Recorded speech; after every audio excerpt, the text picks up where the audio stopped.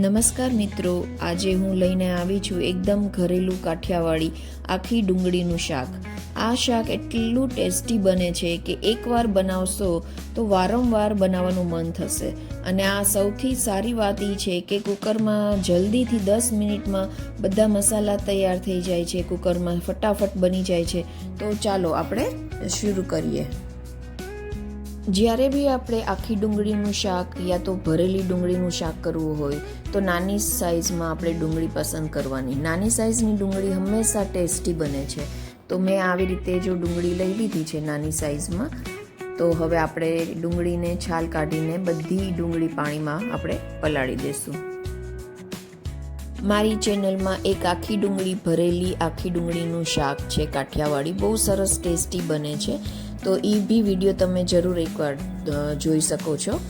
અને હવે ડુંગળી બધી પાણીમાં થોડી વાર રાખીને આપણે કટ કરવાની છે.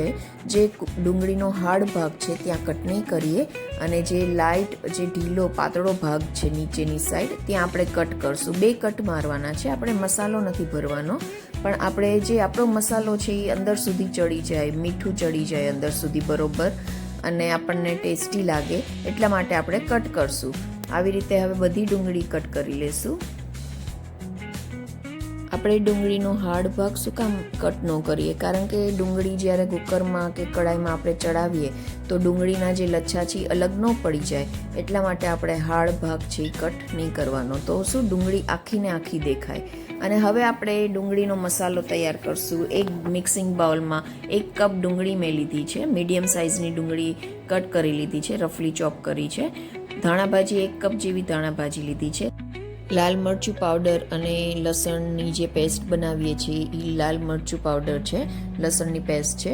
1 ચમચી મીઠું એડ કરશું. આપણે સ્વાદ પ્રમાણે મીઠું એડ કરવાનું છે. 1 ચમચી ભરીને મેં હિંગ એડ કરી છે.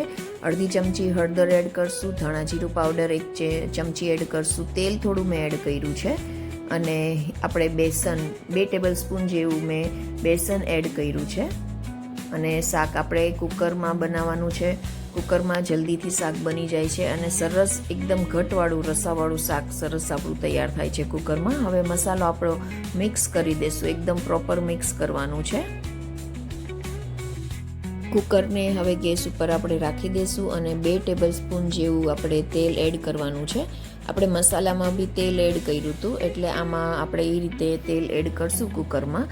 અને તેલ ગરમ થાય એટલે રાઈ, જીરું અને હિંગ એડ કરીને આપણે ડુંગળી એડ કરી લેવાની છે. અડધી ચમચી હિંગ છે, 1 ચમચી જીરું છે, અડધી ચમચી રાઈ છે, એવી રીતે આપણે એડ કરી લેશું. અને પછી ડુંગળી સોતળવાની છે. આપણે થોડીવાર માટે 2 મિનિટ માટે આપણે સોતે કરી નાખશું ડુંગળીને. અને પછી થોડીવાર પછી ડુંગળી સાઈડમાં લઈ લેશું. જો તમે જોઈ શકો છો એવી રીતે મેં સાઈડમાં લીધી છે. વચ્ચે તેલ છે. તેલમાં જે આપણે મસાલો તૈયાર કર્યો છે એ મસાલો આ તેલમાં આપણે સોતે કરવાનો છે, સાતળવાનો છે. 2 મિનિટ માટે આપણે મસાલો સાતળશું. સરસ મજાનું આ શાક રેડી થાય છે. બહુ ટેસ્ટી બને છે અને એકદમ સિમ્પલ સરળ રેસીપી છે આ. તમે ઘરે એકવાર જરૂર ટ્રાય કરજો. મસાલો એકદમ તેલમાં તળી જાય, સોતે થઈ જાય એવી રીતે આપણે રાખવાનું છે. અને 5 મિનિટ પછી આપણે બધી ડુંગળી મસાલા સાથે મિક્સ કરી દઈશું.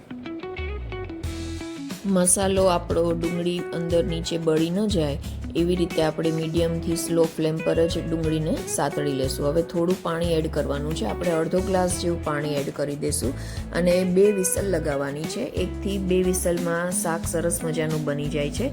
ઢાંકણ ઢાંકી દઈશું અને 2 વિસલ વાગી જાય પછી આપણે ચેક કરી લઈએ કે આપણું શાક કેવું બન્યું છે. જો સરસ મજાનું શાક આપણું રેડી થઈ ગયું છે. તમે જોઈ શકો છો આખી ડુંગળી એકદમ પ્રોપર આખી ડુંગળી છે.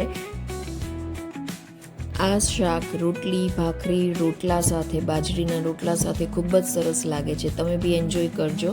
તો મિત્રો, તૈયાર છે આપણું એકદમ સ્વાદિષ્ટ કાઠિયાવાડી આખી ડુંગળીનું શાક. જો રેસીપી ગમી હોય તો વિડીયોને લાઇક કરજો અને તમારા ફેમિલી સાથે શેર કરજો. અને આવી જ ઘરેલી કાઠિયાવાડી રેસીપી માટે આશા શક્તિ રસોઈને સબસ્ક્રાઈબ કરવાનું ભૂલતા નહીં.